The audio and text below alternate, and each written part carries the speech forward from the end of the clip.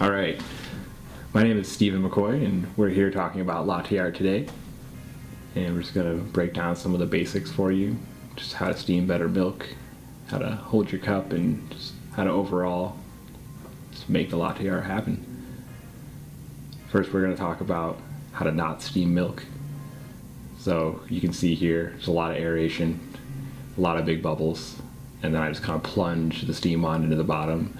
And so what this isn't going to do is incorporate your milk. So instead of making it all one uniform, nice, silky milk, it's just going to be one big layer of foam on top and then liquid milk in the bottom. See that it's not really moving at all. It's real thick in the cup. It pours lots of big bubbles. Might make a great dry cappuccino, but it's not what you want for latte art. Alright, now we're going to try to pour that milk. You can see here that you got all that liquid coming out right there, and then all the foam, the separate layers coming out on top. So when you're steaming good milk, you want to have your steam on just below the surface when you turn it on. You should hear some chirping right off the bat, but after a couple seconds, the foam should naturally overcome the actual tip of the steam wand. You want to get a nice swirl going and a nice fold right underneath the steam wand, and what this is going to do is incorporate that nice microfoam throughout the whole pitcher. As you can see here, it looks kind of like wet paint. It's a little bit thick, but not too thick like our last foam. And when it pours out, it should look nice and silky.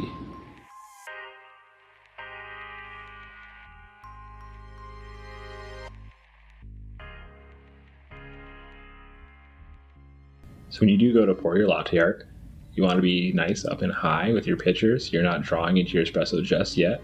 Don't pour too fast because you don't want to fill your cup up just yet.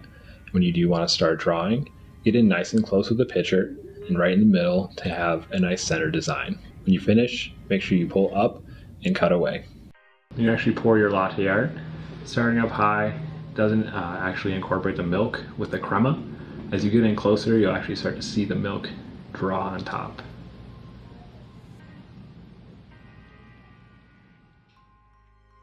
Here we're going to talk about how you hold your cup. You just want to find a way that's going to feel comfortable for you to add the weight on, and just make sure you can get as close as you can with the pitcher and have it at a nice angle.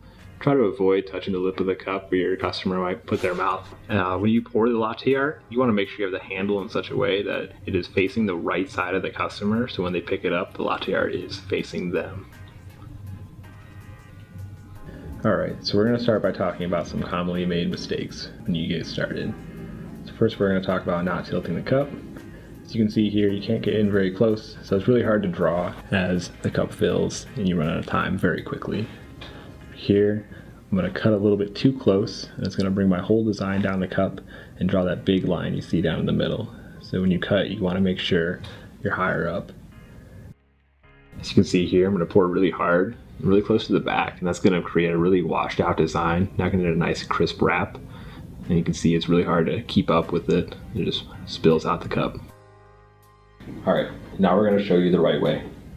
First, you want to start up high, swirling and incorporating your milk and your crema. When you do want to draw, make sure you get in nice and close. That'll give you the clarity between the crema and the milk that you're looking for. When you do finish, make sure you pull up and cut away. This will finish your design without drawing a line or messing anything up. And again, just going in nice and close to the milk to draw, and then nice and high up, cut and finish.